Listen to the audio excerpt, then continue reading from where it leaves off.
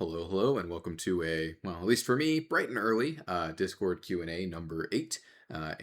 Fun fact, I actually recorded about 5 minutes of a previous video, but I was muted and I didn't realize. So this is actually try number 2 for Discord Q&A number 8. And as you can see here, I've got a lot of questions to get through, so I'm kind of hoping I'll be able to record 2 today, post one up today and one some other time.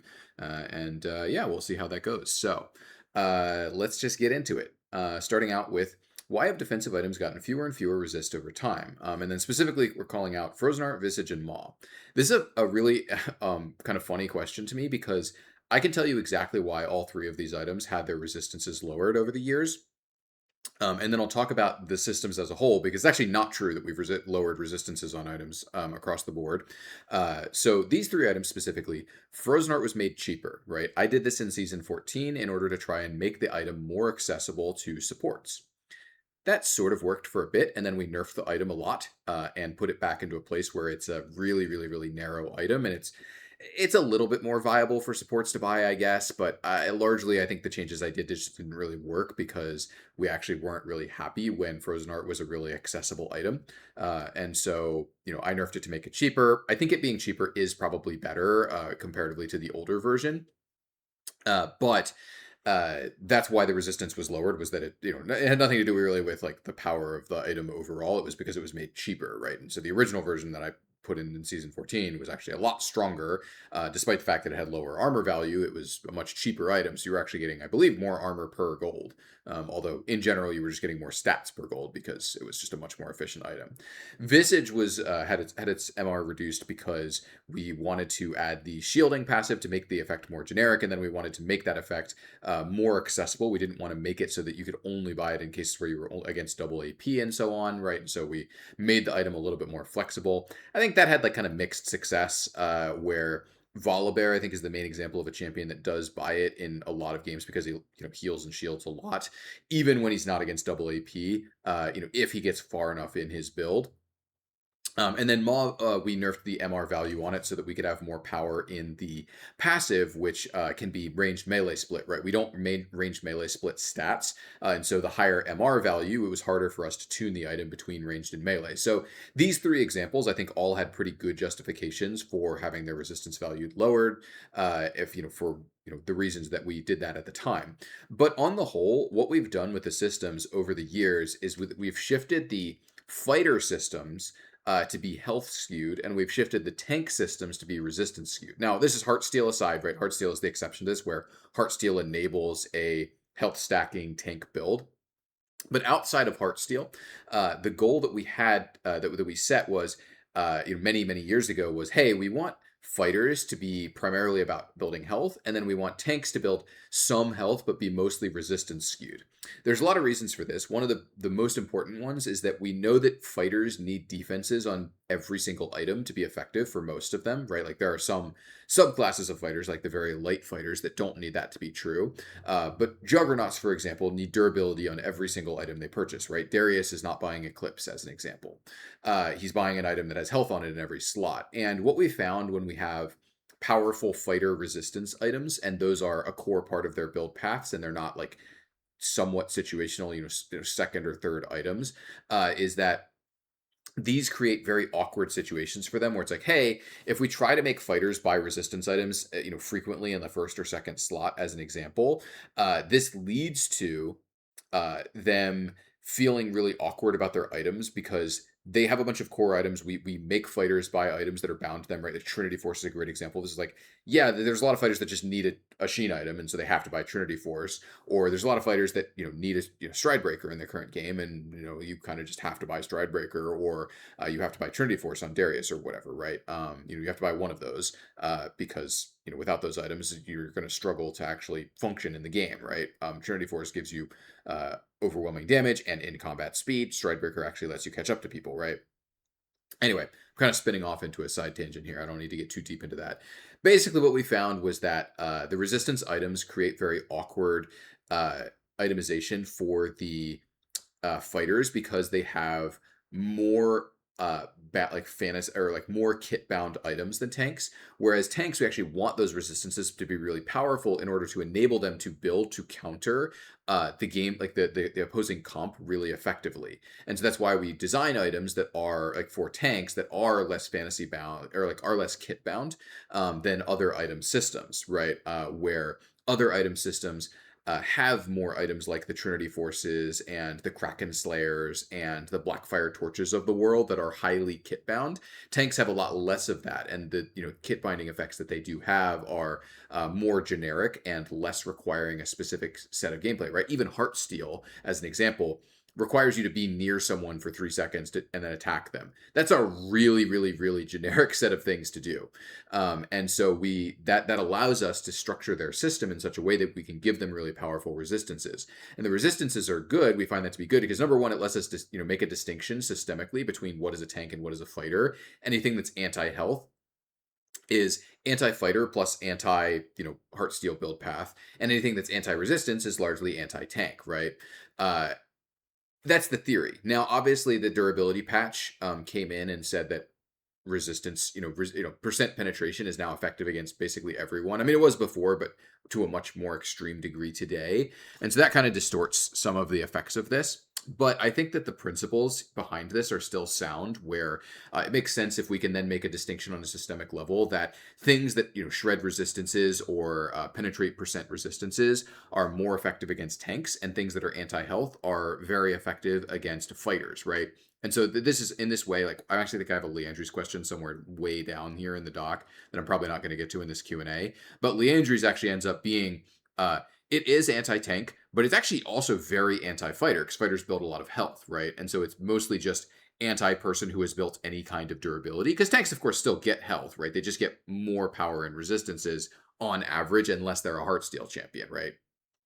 So overall, the way that we've shaped this is that from the perspective of a fighter player, I could definitely see why you would say something like, why have items lost resistances over time? And the answer is that we've shifted that power for fighters into health on their items in order to make their items more generic, because their items are more kit bound. And so we don't want to make them have these items that apply only in a small number of situations. Now we could make those items for what it's worth, right? Death's Dance and Maw still exist, and we think that those are good systemic outlets for certain games. But we found that when we try to make those types of things too prevalent, it ends up kind of breaking the build path structure for fighters in a way that's not super desirable because of how much more kit bound their items are. All right. So this was kind of an interesting one. Does lore or other League spin-off game give you inspiration on designs? So the answer is yes, in some ways, and but it's probably a little different than what you're expecting. As an example, when I worked on Wild Rift, there's the cinematic where Karma. I forget which cinematic it is. It's the one where I think is it Awaken? I'm trying to remember. It's the one where Kennen, there's Kennen and Aurelia, and they're like fighting the Scion, and Karma's there. I don't remember which cinematic that is. You can tell me in the comments if you want, I guess. But the inspiration for the Karma rework in Wild Rift actually came from what Karma is doing in that cinematic, for example, which I guess isn't a spin-off game, right? But it's kind of similar thoughts. I think a better example from Legends of Runeterra is when Aesol was being VGU'd, or I guess not VGU'd because we didn't update his visual, but like when Aesol was being GU'd, gameplay updated, the inspiration for the big R shockwave came from the Skies Descend from Legends of Runeterra, which is why it has the same name in League. And so there are cases of this where there's like a direct parallel like this. There's also, more mild cases where it's like, oh, this champion is doing this cool thing in lore or whatever, and that might lead to, oh, what if they did something cool like that in League, and it's more of a minor influence and less of a direct, one-to-one. But every version of the gameplay update on Aesol always had some really, really big splashy thing that his ultimate could do. In fact, there was a version of Aesol's ultimate where, if you got enough casts of it off and enough, this is much earlier version of his kit, where it was an alternate win condition where it could actually win you the game. Like it would blow up the enemy nexus if you casted enough in the right situations and you got to a super late game state where the Aesol had enough stacks or whatever the equivalent was at the time. And so that's a like I think a good example of what that can look like in an idealized state. And I think that one actually works really well. Where Asol, the big shockwave, is actually a really cool part of his stacking gameplay. It's like the more you stack, the more frequently you can access this gigantic shockwave, and that can be really fun for the Asol player. And it's a really big, clear game impacting thing that he does that everyone in the game can understand. Oh, he stacked a lot, and he gets this big shockwave, or he has this big shockwave, therefore we need to play differently next fight. And I think that's a really cool influence from, hey, the Skies Descend in lore is a really hype big moment. It's a really expensive spell that does something really big and splashy, and that feels really on theme for Asol. Oh, we should do that in this gameplay update. So that's the best example I have. All right, Camille is not in a great spot. Is there anything that could help? I think there's a number of things that could help. This question was asked. Actually, this is a fairly old question that's just been sitting in the doc for a bit. I think for a couple of weeks now. But at this point, I think you've seen or if you're paying attention, to like the patch previews, you've seen that Camille is getting a buff next patch to not requiring you to hit a champion to get the attack speed. So that was something where the live pod was kind of looking and saying, okay, well, we can't fix top lane terrain for her, but we can make it so that you're not as dependent upon hitting a champion to make your E function. So we'll see how that goes. I do have some other thoughts on things that we could do to improve Camille, right? I was looking through her patch notes. In fact, I think there was a question I was talking about this a little bit. Maybe I wasn't. Maybe I'm just imagining things. I thought I was talking about Camille at some point up here, but it doesn't look like there's any Camille questions. Anyway, I think there's a number of things we could do. Or maybe I was talking about her on stream. That is actually it. Last week I was talking about her on stream. So I think there's a number of things we could do to improve Camille. I think there's some balance changes we did over the years that maybe we should undo. As an example, I think that her E cooldown is higher than it used to be. Right, it used to scale down to 10 seconds. It scales down to 12. I think we should undo that. I think it scaling down to 10 is actually pretty important for her like side laning pattern to work correctly, where until you get a lot of items, you can't actually one-shot someone in one trade a lot of the time, right? A lot more durable targets, you have to hit them twice with an E to actually kill them. And I think that just takes too long in the current game, where sure, you can get an advantage if you're winning side lane and you can E onto someone and Q them, but you often can't close that kill without your second E. I think that's like that to me, like just bringing back that lower cooldown would help a little. I don't think that's a major thing, right? But it's just like a small point.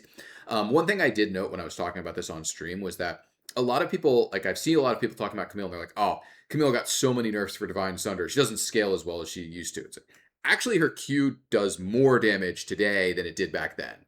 The only difference in her Q is that her AD per level is higher. And that affects her Q damage, right? She actually is, and obviously items have changed. Items are weaker, and she's actually a really heavily gold scaling champion. And so it's like not actually true that her Q is stronger, but from a pure kit, from a what am I saying? From a pure kit perspective, Camille Q is just better. The difference is that the items have changed. And it's not Divine Sunder. I actually don't think that's a big part of this at all. I actually think that it's just lower gold efficiency on items means that she's getting less AD per item slot and less damage per item slot. And since her Q is such an effective multiplier of her item gold or like of her item stats, when we nerfed item efficiency, I think this disproportionately hurt Camille's scaling in a way that is feelable. And people attribute that to, oh, she was probably nerfed because of Divine Sunder. And that's actually not true. Her Q is never touched in terms of its scaling power during the time period when Divine Sunder was in the game. And so I think there are things that we could do that would improve the champion, right? I think that we could make it so that she's more powerful on two items and she's less powerful on in the super early parts of the game, because a lot of things we have done to give her more power have been early game buffs, and she's not really a scaling champion anymore. And I think bringing that, like some aspects of that back, would be possible even without her being able to E people in lane. Though I do think that is part of the issue, is that because your E doesn't really work in the lane anymore because top lane is so open, which is something I've talked about before. Oh, that is one thing I talked about, I think in, what is that, like number 4 or number 3, there was like the top lane rock question. I don't know, we'll whatever. You can look back at that if you want it. But ultimately, I think there are things that we could do to help. And that could be, like, there could be improvements. But I think it's making Camille feel correct again, I think make her power curve feel right, is a lot of work. I think we should do it at some point, but it's a question of, okay, when can we do this work to like get her into a better state?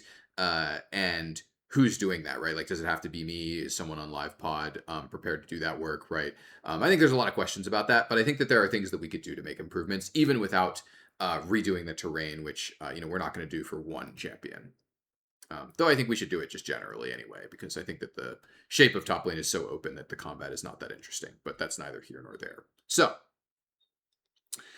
what determines item versus champion focus changes and binding slash not binding, using Echo and Dusk and Dawn as an example? So, a lot of this has to do with so there's a sort of I personally use a pretty simple sort of flowchart. Is like, is the item doing what we want it to do, right? Which is supporting more fightery builds for champions like Echo and Diana. Yes, it is doing that.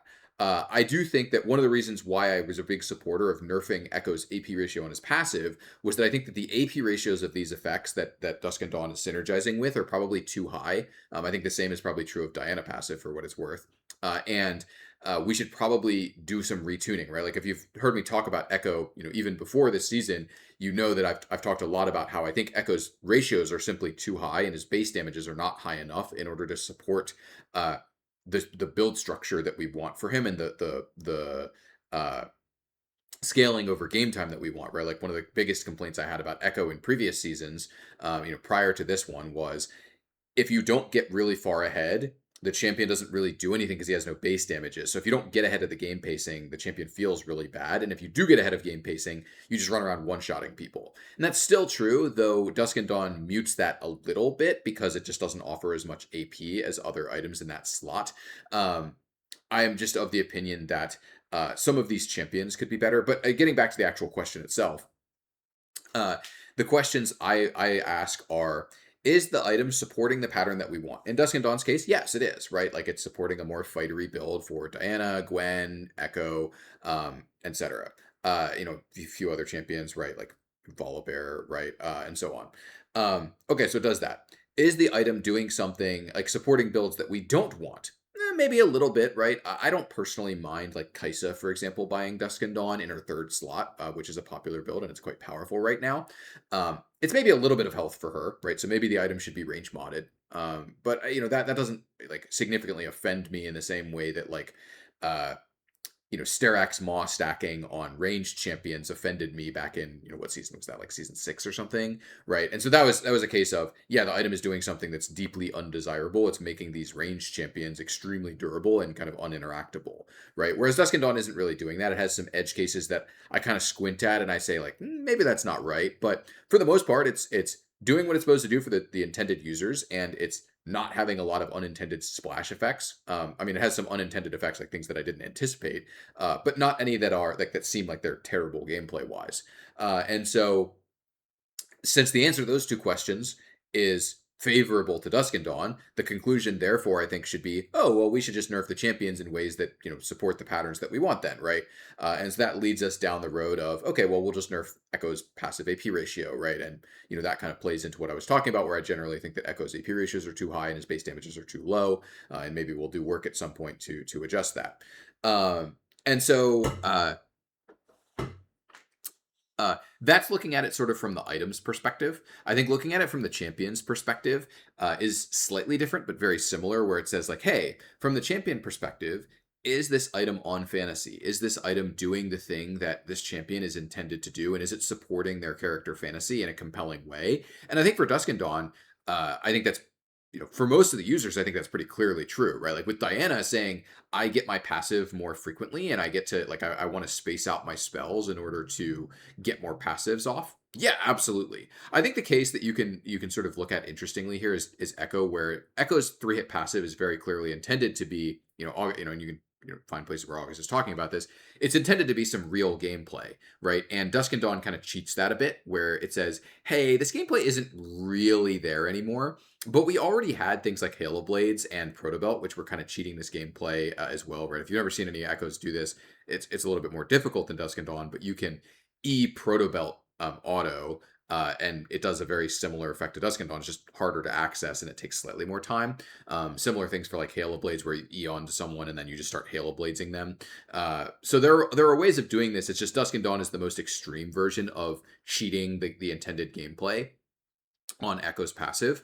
And so from that perspective, I think that's something where we've talked about internally is like, is this is this crossing a line? Is this too much for removing the gating behind Echo's passive?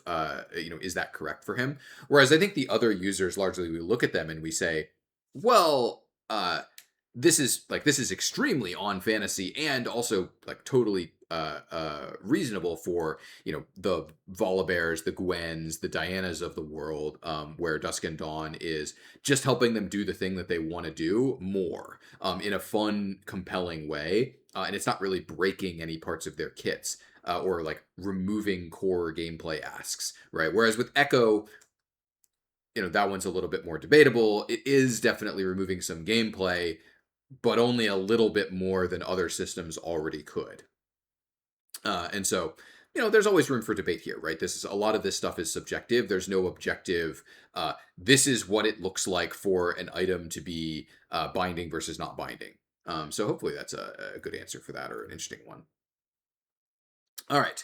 Why does Warwick's ultimate range increase with walk speed instead of something like AD? I think largely because they thought it was cool and thought it worked well with the kit, and it would also reward movement speed. But a lot of it is just, hey, this means that when you're on a blood trail, your ultimate range goes up in a cool way that ties to other systems, right? Because we could also say, well, it just goes up when you're on a blood trail, and otherwise it has this specific range.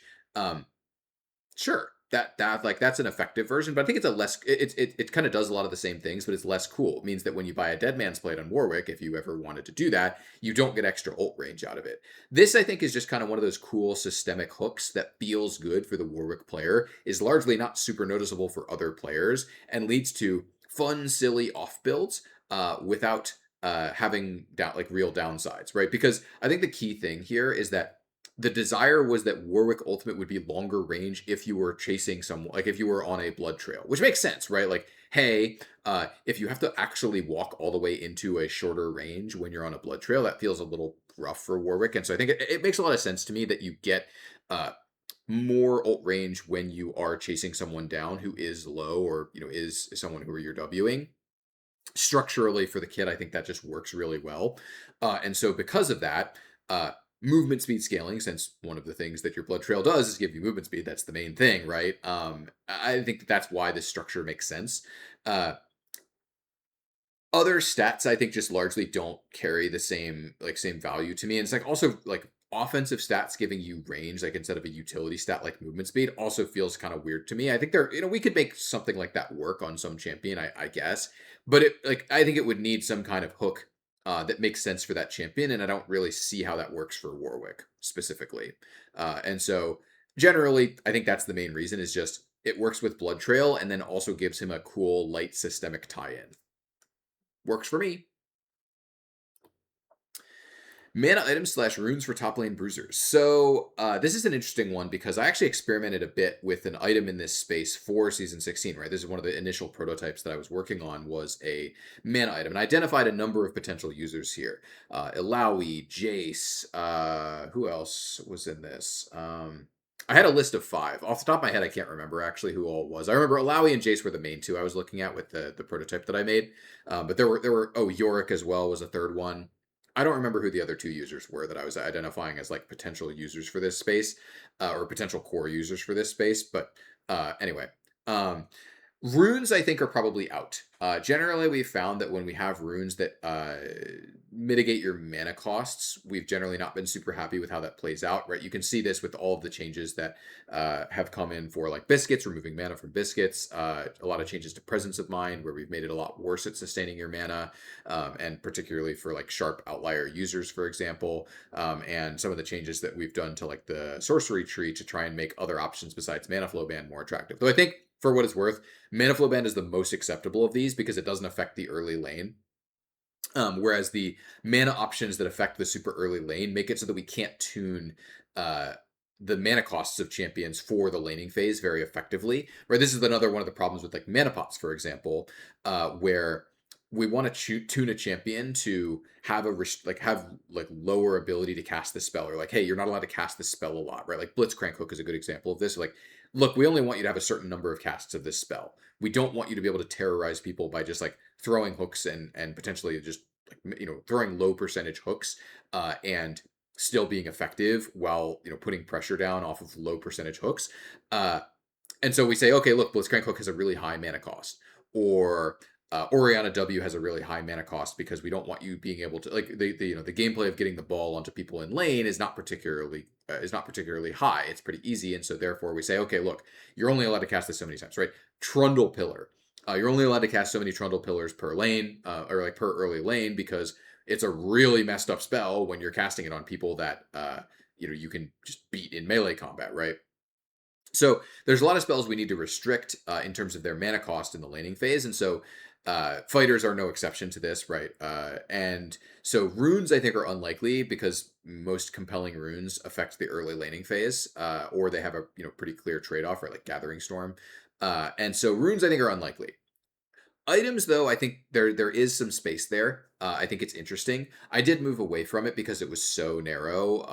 Only I was looking at that time only 5 core users, and I was kind of thinking it's probably actually going to be more like 3.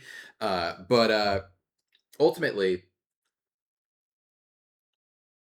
I think this is something that could be cool, especially in conjunction for Manamune, where Manamune is kind of systemically orphaned in some ways. Obviously, there are some champions that really like it, like Ezreal, for example, and Jace to a lesser degree.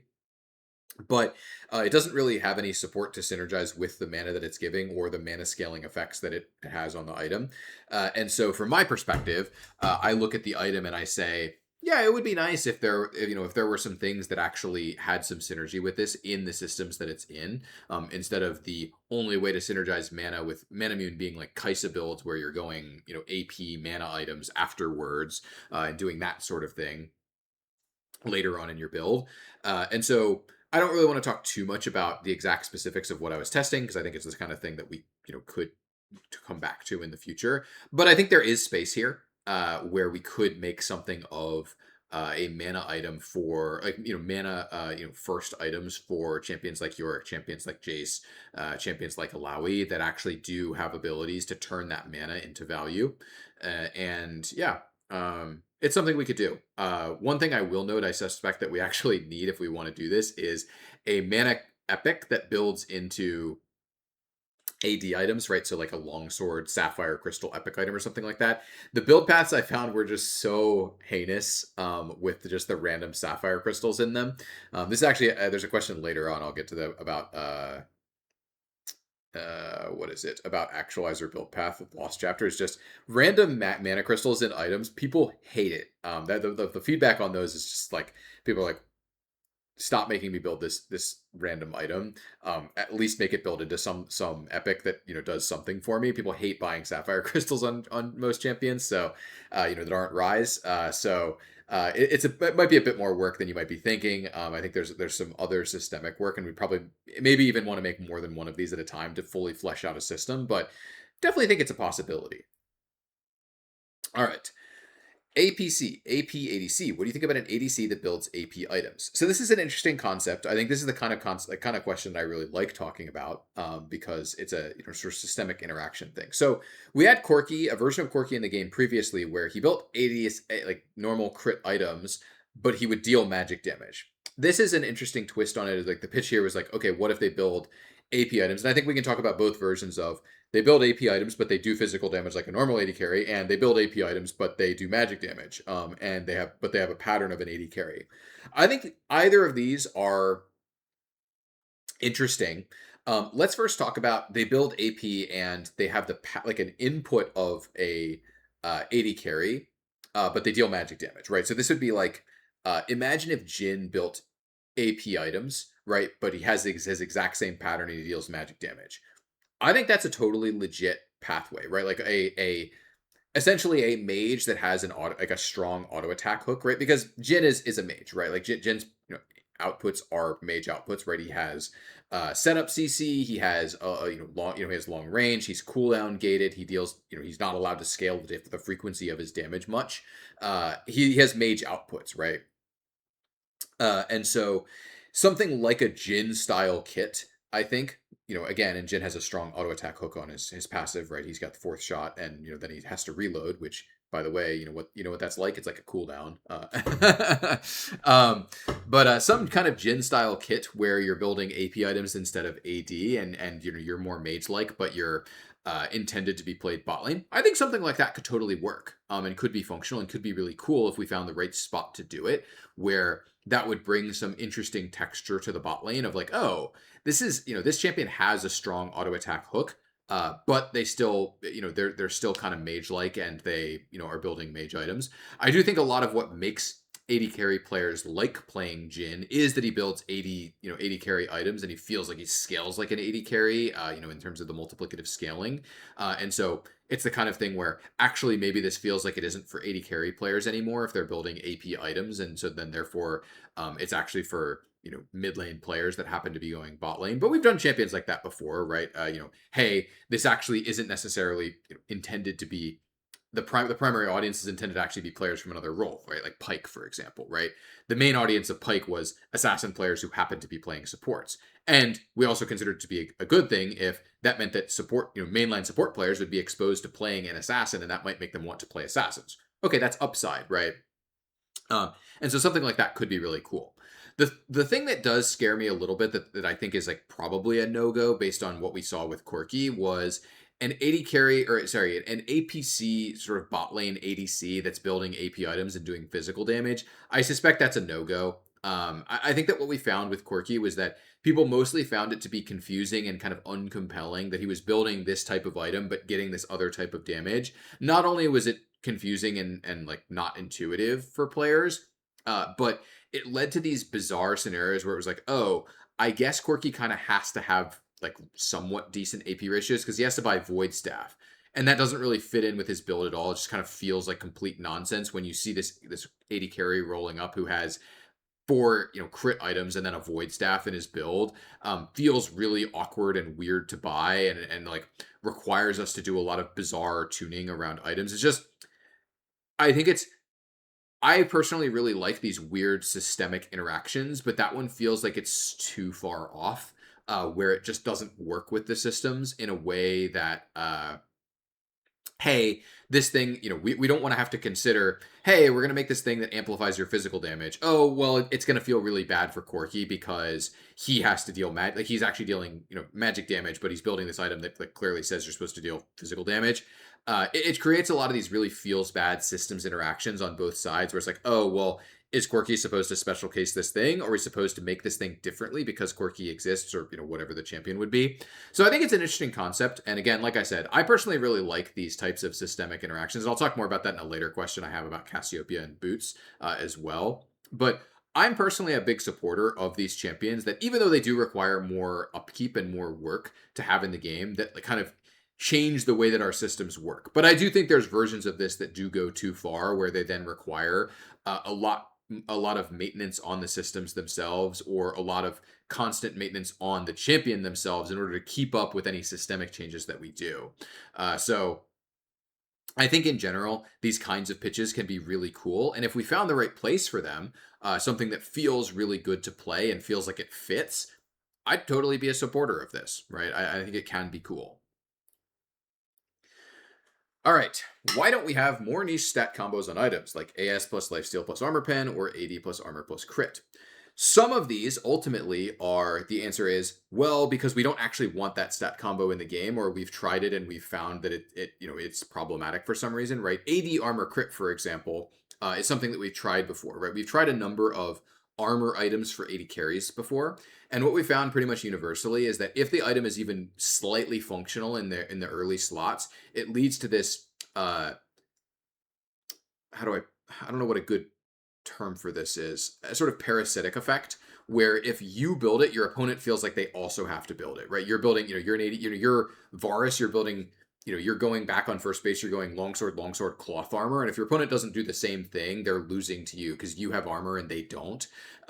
Where this is a very similar effect to what the old Abyssal Scepter used to do, where the old Abyssal Scepter, for those of you not familiar, was a cheaper AP MR item that you could functionally build first on a number of champions like Katarina.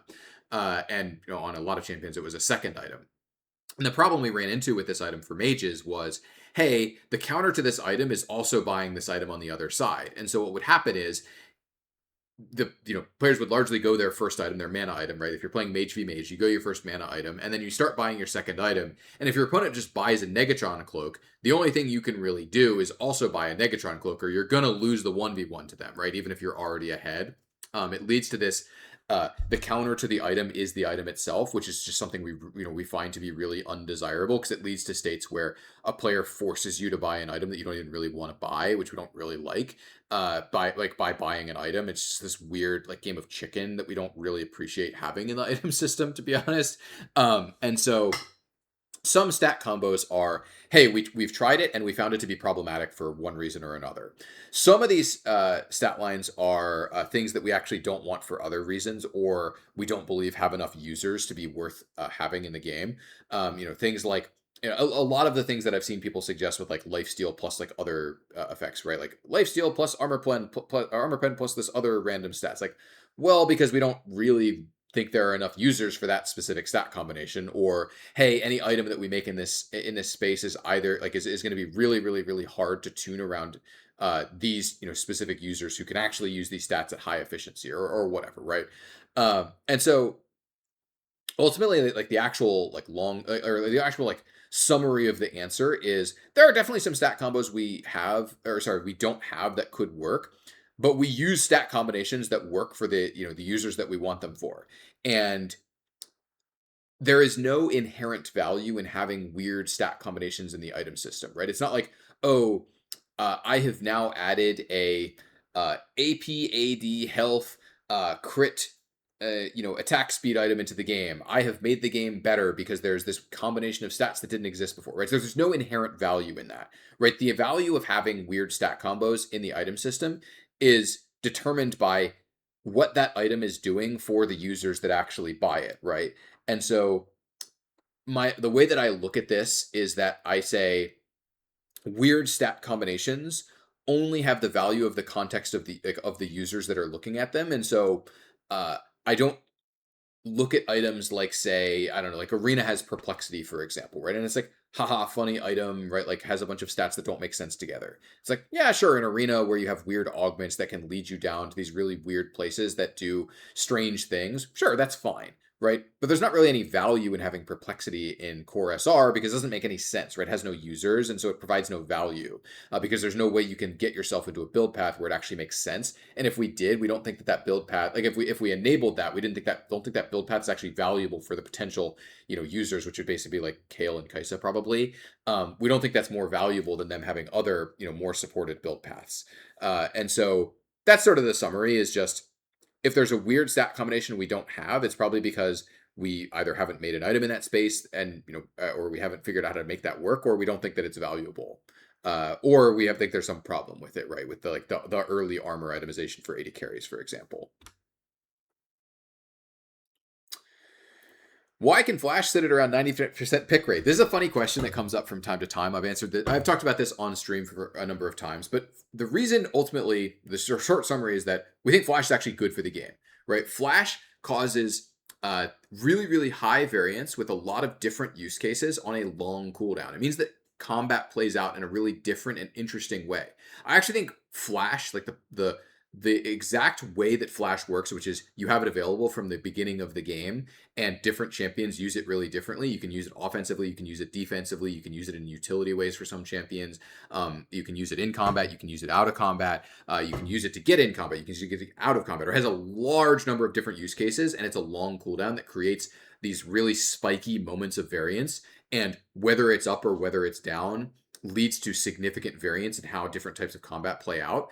All of those things we believe are strong positives, and I think that's actually one of the reasons why League ended up being the big winner, the big most successful MOBA from the early days of MOBA history. I actually think Flash is one of the contributors here, because Flash creates this really compelling variance in how lanes play out. And it's one of the reasons I think why people want to play thousands of hours of League of Legends, is because games play out very differently. Like even a single lane matchup can play out extremely differently based on how someone uses Flash at level 1 or level 2 or level 3, or whether a jungler has flash when they show up to your lane, or whether you have flash when the jungler shows up to your lane. There's so much great variance in games that comes because of flash. And so the reason why we, don't balance flash is that it's good for the game to have that additional layer of variance on a high cooldown. Summoner spells are really compelling, right? You might notice if you play a lot of mobile MOBAs, you might see like a lot of the mobile MOBAs that were made after the success of League of Legends, right? Actually have something like summoner spells, like high cooldown, or like high cooldown relative to those games, right? Like mobile MOBAs tend to have just lower cooldowns in general because they're faster paced games, but they have some version of something like Flash, where not just talking about Wild Rift, where you have a high variance effect on a somewhat higher cooldown available to you, because that provides a lot of spiky game to game variance, and it's something that's really compelling. It's not just because those mobile MOBAs are copying League. I mean, that's part of it, right? Like they're pretty much all patterned after League, right? Because League was so successful when those mobile MOBAs were being made. But part of what they do in terms of design structure to make that make sense, or sorry, to make something that's like Flash, is to get that core game to game variance up, right? Because the higher it is, the more likely it is that someone will want to play more and more and more and more games because they know that, oh, that game, that laning phase didn't work out for me, but if I use my flash better, or if I'd had flash for that play, things would have been different, right? Like I could do better in this area, or this will play out differently. Oh, it's crazy that I had to flash level 1 because of a invade or whatever. And, if I had flash, the whole lane would have played out differently because of this trade at level 3 or whatever, right? There's all sorts of things, like really powerful things like that. And then also even late game, I think the variance that flash adds is really incredible for the game. Oh, it's a 5v5, but this AD carry doesn't have flash versus this, this fed AD carry does have flash, is a huge difference. And it's one of the things that not only is it great game to game variance, but it's also something to learn around playing around flash timers. It's like a point of mastery in the game.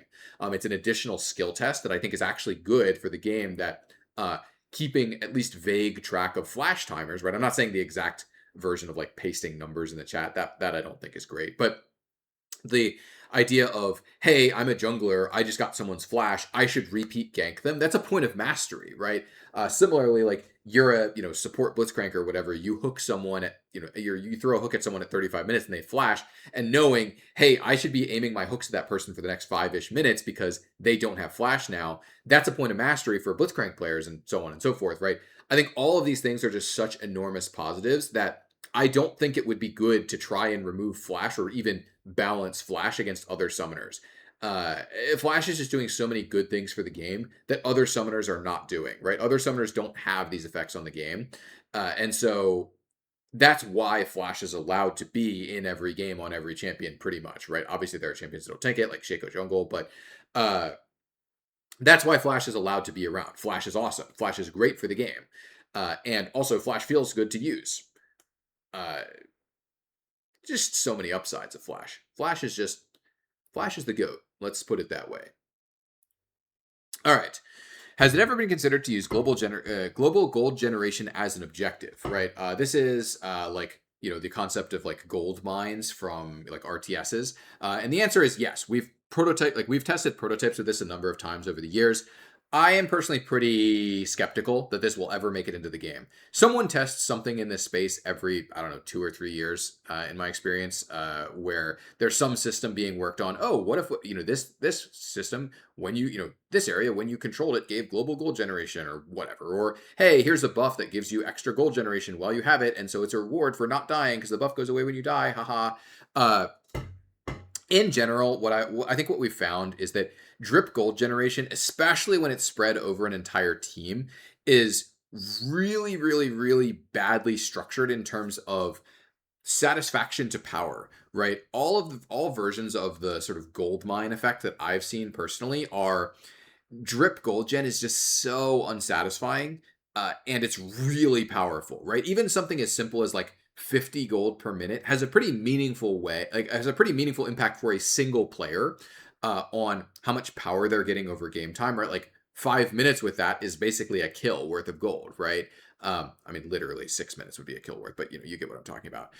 And so it actually ends up being really powerful. And if you're talking about the whole team, 50 GPM, which is really, from a satisfaction perspective, it's not even really that noticeable, is an enormous amount of power, right? When you're talking about it over the course of an entire team, right? Like that would be like, I don't know how much win rate that is per minute, but it's probably like an extra 1% win probability per minute or more, right? That's a lot of power. It's probably, like I said, it's probably more than 1% win probability per minute if you're for 50 gold for every member of your team per minute, right? And so that's kind of the problem we run into these with these effects is that uh, they are extraordinarily powerful, but not really super noticeable or satisfying. Like, oh, I guess I got to finish my item, slightly earlier. I got to base one wave earlier because of this gold gen effect is not really something people are really saying or appreciating super well.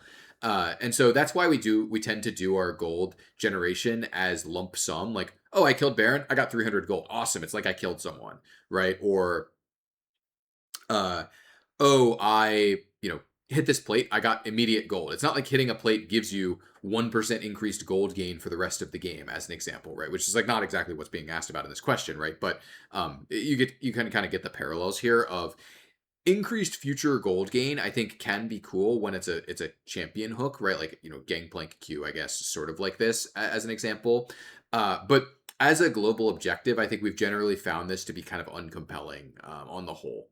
Um, it's like the support item having gold per 10 on it as an example, I think is good because it lets us systemically do what we need to do with support income. But I don't think it's a super satisfying stat, right? Part of the reason why it's compelling for supports is that they don't have other sources of gold, once they complete their support item. But I think that the gold given by the actual support item quest itself, right, where you're hitting enemies or targeting the minions, that is a more compelling gold in like gold source than gold, passive gold generation. And so I think that's sort of the problem we run into is just that passive gold generation is quite powerful but not satisfying, and so therefore these types of mechanics don't really work from a satisfaction perspective comparatively to just giving lump sum gold.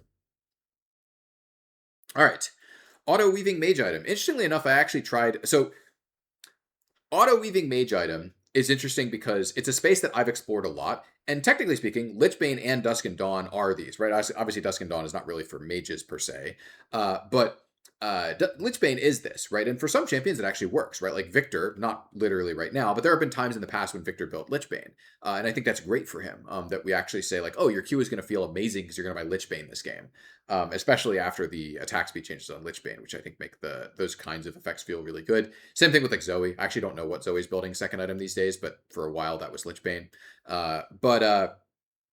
So Lichbane does exist. I think something that asks for a more frequent pattern, that's kind of like Nashor's Tooth, but something that exists in between Lichbane, which is cast a spell and auto once, versus Nashor's Tooth, which is auto as much as possible. Something in between there is possible, and I've actually tested prototypes for that. I had a prototype I called Ion Hex Cannon, I think, that I was testing for the the Split 2 Season 14 update, where I ended up shipping Blackfire Torch, Overlord's Bloodmail, and Faded Ashes.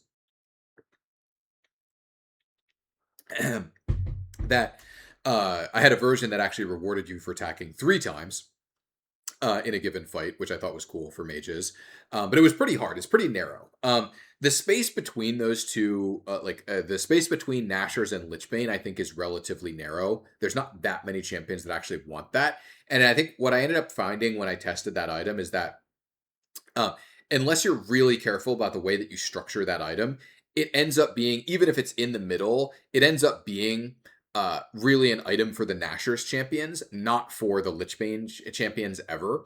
And it's very hard to actually get the Lichbane type champions in order to, or not in order to, get the Lichbane champions to move to attacking more, because most people just don't want to attack on mages, like actual mages, that much. Even though, say, like Orianna, for example, has a passive that says theoretically attack someone multiple times.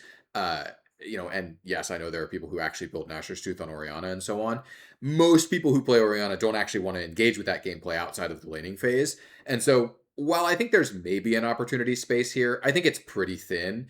And we'd probably want to have a really good reason why we're making that item besides just, oh, it's cool and we want there to be an item in that space, because our current set of mages, right? Like imagine, for example, we made another two mages like Hui that have a thing that can be applied by auto attacks. Or imagine Hui, his, what is it, WE, I think is the right one, where he like puts three orbs around him. Imagine that required you to attack instead of casting spells, right? If we made a bunch of, we made two, three more mages that had effects like that, and then we said, actually, we think it's really cool if they, maybe they get more payout for attacking. Okay, Hui, you can apply this with your spells, but there's more value if you attack, and then therefore that enables this other build that asks you to attack a few times and weave your spells in. That could be cool, right? I think that could be nice.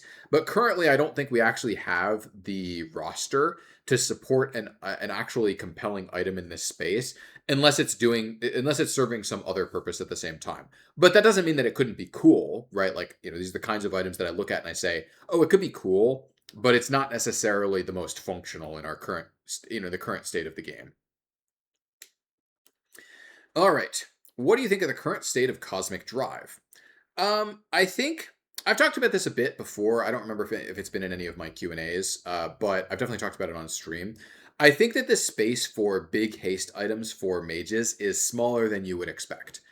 This is something I found when I was working through iterations for Season 16. I probably even talk about this a little bit in my items video when I talk about Actualizer, because that's the slot that I was originally experimenting with big haste items for. The goal of the Horizon Focus changes from live in 14.19 was to make this big AP, big haste stat stick that a lot of people theorized would be really useful for control mages. And then the actual reality was that the only champion buying it was Vlad, right? And there were, champions like Oriana and Victor were not buying it, right? Like they were never buying it, in fact. And I think a lot of people have this idea that there's this, there's this big AP, big haste or whatever, or big haste item is this core mage fantasy or core mage item that they should have access to, and that Cosmic Drive could maybe be that item, or that Cosmic Drive should be really accessible because it has big haste on it. And I think that what we found, both from like exploration with these items on live and internal experimentation with these items, is that actually big haste item has a lot fewer users than you would expect without a strong secondary hook. And so Cosmic Drive, I think, is an interesting case here where it does have that big haste stat line. And a lot of people look at it and say, oh man, I wish it didn't have health on it and I would buy it. And the actual answer is you probably wouldn't, right? Because when we had a version of Cosmic Drive that had big AP and big haste and movement speed, that item wasn't really purchased by very many champions, right? We had that item in the game, and that's why I changed it to have health on it again. Anyway, I'm getting kind of spinning off into sort of irrelevant tangents. Let's actually talk about the question, which is the current state of Cosmic Drive. I think the current state of Cosmic Drive is it maybe could have like one or two more users, but I think people have this expectation that it should be a really popular and broad item, which I think is probably not correct.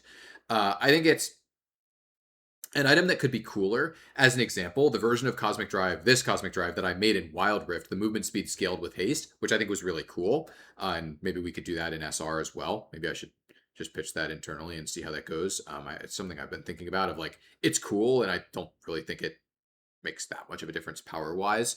It's like, we can just tune it to be similar in power level and it'll be a better late game and slightly worse early, and that's fine. Anyway, kind of irrelevant. What I'm getting at here is I think there are ways that we can improve this item and make it cooler and more interesting and more tied to other, like, more, have some hooks that would make it cooler in other systems. But I think that the item is mostly performing its function as, hey, if you do want to be a little bit more durable and cast your spells a lot, and by the way, casting your spells a lot, durability actually kind of naturally goes with that for a lot of the users, like Silas, for example. But it is but at the end of the day, it is doing a lot of different things: movement speed, spell frequency, durability. It is a lot, right? And I think that there is a reasonable argument that maybe we should come up with a couple of strong secondary hooks and then split Cosmic into two items, where like, hey, this is the close range movement speed item, or maybe, hey, this is just the general movement speed mage item, and then this is the durability stick to people item, or something along those lines, and that maybe those could have a more distinct set of user bases and like pull in some champions that don't currently buy it. But my overall like sort of summary thought on the current state of Cosmic Drive is I think it's doing okay. It has a few users. It's not a lot of them. Some users would maybe be slightly happier with a slightly different stat profile or a slightly different build path. I think that's okay. I don't think this item is amazing. I don't think it's in a dire state. All right. Will we ever see an item with Roa's core stat combination, but with a more instant spike and possibly a damage passive? I'm sure a lot of the Roa-loving champs, even other AP producers such as Singe, would like an item like this with stronger spike and more damage-focused passive. This is something where I actually think I just disagree. I think that fundamentally, if you're building an item that has HP, mana, and AP on it, you are telling the game that you're a scaling champion. Because if you're building mana in some ways, mana and health in the same build, you're basically saying that you're a scaling champion because you're saying, I'm building health, so I don't want to get burst. I'm building damage, so I actually care about my damage output. And I'm building mana, so I actually care about being able to cast my spells over a long period of time. Right? The example of Singed here is really funny to me because Singed doesn't buy mana items, right? We've made him not need mana because that doesn't really make sense for his kit structure, right? Where if Singed needs mana in order to function, we're asking him to give up too much of his mid game, right? This is kind of the exact problem statement here is like, oh, champions like Singe would love a spiky version of Roa. It's like, no, Singe doesn't want Roa anymore because he wants that instant spike, because he doesn't care about that combination of stats, right? And so I guess in some ways it's kind of like a chicken and the egg problem. We removed Singe's need for mana because he wants that instant spike, partially because Roa is the item here, and partially because mana as a stat doesn't really make sense for like 1 and 2 item spikers for the most part, unless we have a really compelling structure for that makes sense for them, right? Like Ezreal, for example, is a 2 item spiker that does build mana. But that structure works very differently for him because he obviously has different access to different items, and he has access to Trinity Force, etc. We don't need to get into that. But my answer to this is probably not, because the way that we structure, the way that champions in the AP system interact with mana is that if you're building mana, we're kind of assuming that you're not trying to spike on one item, and if that's the case, then we probably just make it so that you don't need mana, because building a stat that doesn't have direct combat relevance on your first item strongly suggests you aren't a one item spiker, or if you are, that something is kind of misstructured with your kit. That's the general kind of thought here. Is I think that this is kind of unlikely because I kind of disagree with the core premise that a lot of Roa loving champions would actually love to spike on one item. I think if you're building Roa, you're kind of like saying, like Roa's stat combination, you're saying that that's not true. All right. This is something I talk about every so often on stream, is with the addition of a mechanic that enhances / alters abilities, Dota 2 Acceptor / Overwatch 2 perks for champs be something that Riot would want to implement. It feels like with the Arena and ARM MAM augments, something like that could be done. This is something that I every time we have a pitch meeting for what the next preseason content is going to be, hold on. Sorry, I had to sneeze there real quick. But every time we have a meeting where we're pitching what the next season's content is going to be, I always show up to the meeting and I always pitch AGs as an item. And every time the conclusion is it's not worth it. And so here's the deal. Think about a rune, for example, right? Because runes are an example of a system where this has been pitched before. Like, oh, what if we had champion-specific runes? Imagine you make a rune, okay? Just a general, let's suppose it's a keystone, just for the sake of making this comparison easier. You make a keystone. Okay, so this keystone probably has 10 to 20 optimal users on average, right? You make a new keystone, that's probably what you're shooting for a lot of the time. Making a new keystone, maybe it takes a month, right? I'm not saying that that's true. Just like imagine it does, right? Making a keystone that's generally useful for 10 to 20 champions takes a month. And so, okay, so the amount of value you've added to the game is that these champions now have a higher synergy keystone. Assumedly, it's probably also good for them in some way, like for their shape, if we made it, probably. So it takes 1 month of designer time to make a keystone. Again, I'm not saying that's the actual number. It's not. But imagine it is, right, for the sake of this line of reasoning. Okay, so it takes 1 month to make a keystone that's generic and available to all champions.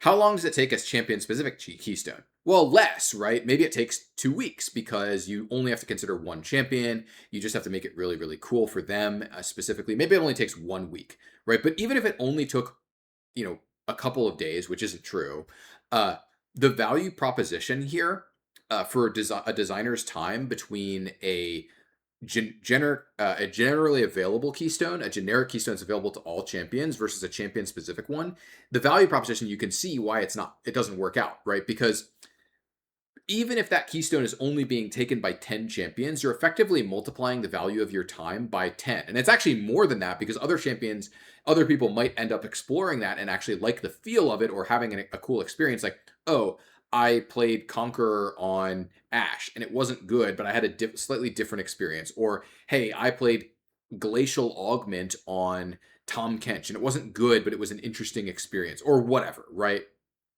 Um, I think that having those kinds of experiences, even if they're not optimal, has value. And even if those experiences had no value, you're still getting 10 plus x the value for the champions that it is actually good on, right? Making first strike has a lot more value than making first strike specifically for Kha'Zix, as an example. The value of your designer time essentially gets multiplied. Now, where I think that you can justify these things is if you're making an argument that you have something that is so individually valuable, like so amazing of an improvement for the core experience. You're saying, hey, I can make something for a champion that is actually a better experience when made on a champion by champion basis than you can make in a generic system, right? Like, I'm not just making Conqueror, I'm making specifically Conqueror that is really awesome of an experience for Darius to have. That is where I think you can start arguing for these specific, champion specific or character specific, depending on what kind of game you're talking about, augmentations, or like augments, right? And you'll notice that in Arena and in Aram Mayhem, they do have a small number of champion-specific augments that they've experimented with. Like Yunara has one, for example, and I think Darius and Draven have one. Is that right? I believe they do. But they do have a small number of these they've experimented with because they're very, very, very cool, and they can be cooler than a more generic augment in some cases.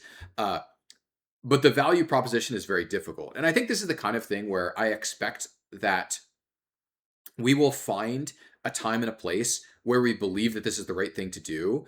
But keep in mind that when you're comparing to other games, League has a lot more champions than other games have characters, right? League is it just has so many characters comparatively to other games that the cost for us to do this in terms of time is just so high. And so we have to be really confident if we were ever going to do something like this. We have to be really confident that the value is there, that we are going to make something that is way, way, way, way, way cooler than the comparable generic system that we'd be making. But again, I am a huge supporter of this kind of thing. I think we can make something that is really cool, really awesome, and I'm always pitching. Every year, I show up to that, pitch the next season pitch meeting. I pitch Ags. It gets Captain Gameplay says, "Yeah, we should do Ags," and then we don't do it. But maybe one day we'll get to the point where we find a place where a system is clearly just super, super, super value up when made on a champion by champion or character by character basis, and we either can't or don't think it's worth doing the more generic version. That's what it would take, I think, is finding that kind of system where we just get that much more value on a champion-specific one because we made Special Darius Conqueror or whatever the comparable version is in that system. All right, I am over an hour, but you know what? Let's do one bonus question, and then I'll call this, and then probably get something to eat and see if I want to fire up another one today and get that recording going. We'll see. But yeah, one bonus post 1 hour question for this one, special bonus for Q&A number 8. So how can a champion be powerful and yet not feel good to play? And this was specifically in reference to Aurelia. And there are lots of other examples out there, right? So this is an interesting topic, and I'm going to use some specific mechanics as an example. Not all mechanics are created equal. One of the things I talk about actually a decent amount in relation to a lot of different mechanics or a lot of different parts of game design is satisfaction to power ratio. And this is really important, specifically in PvP games where you care a lot about how much power something is giving, right? In PvE games where you don't care as much about the exact amount of power something is worth, you don't have to care about this as much. But in PvP games, especially competitive games, you have to care a lot about how much power does something give, and therefore you have to care a lot about how much satisfaction is something comparatively to how much power it is, right? So let's take a look at a mechanic, right? That is really high satisfaction to power. Jin Trap, for example. Jin Traps aren't really very much power at all, right? That entire spell button occupies very little power. We know this for a fact because whenever we buff Jin Traps, for example, which I don't even know if we've ever nerfed them, I don't think we have. We've buffed Jin Traps a lot over the years, and Jin's win rate barely moves when we do this. In fact, a lot of the time we've buffed the traps by a lot in the past, and his win rate has like not moved at all, in fact. And yet Jin players still like using his traps, right? They're a fun thing for him to interact with, right? And so we know it's a very high satisfaction relative to how much power it is. I'm not saying that Jin traps are the most satisfying part of his kit. They're not, but comparatively to how much power they occupy, they're actually very satisfying. And so that ratio is very good.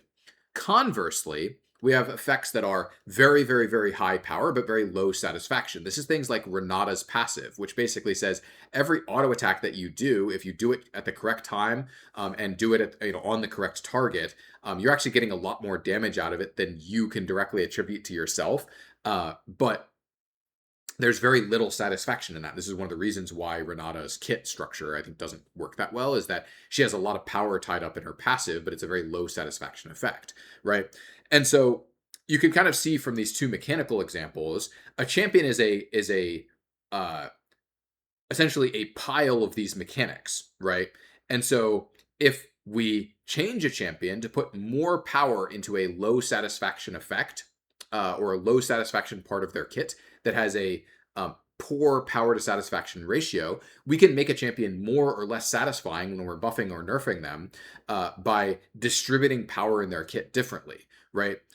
This is why even some just raw numbers changes can make champions feel really good, even if they end up being the same power level. As an example, let's suppose I go to the next patch and I say, I'm going to move damage out of Oriana's Q and into its W. Is that a more satisfying version of the champion? I don't know. I don't really play Oriana much, but it could be. It could be more or less satisfying. Even if I give you exactly the same amount of overall power, the fact like where that damage is matters, right? And so that's true of power as well, right? You can kind of concept this out on a kit like, hey, what about a version of, say, Tahm Kench that has more utility and less damage? Is that more or less satisfying? It's probably less satisfying, right? That's probably a less fun version of Tahm Kench for the Tahm Kench players. And so that's an example of like, well, we could nerf Tahm Kench's damage, but actually what we've done over his patch history is what we've done is we've tried to give him that damage, but we've tried to give him that damage that's like to be scaling, and less so he absolutely brutalizes people in the early lane. That we believe to be less frustrating, right? But it's still also a satisfying place for Tahm Kench to have power.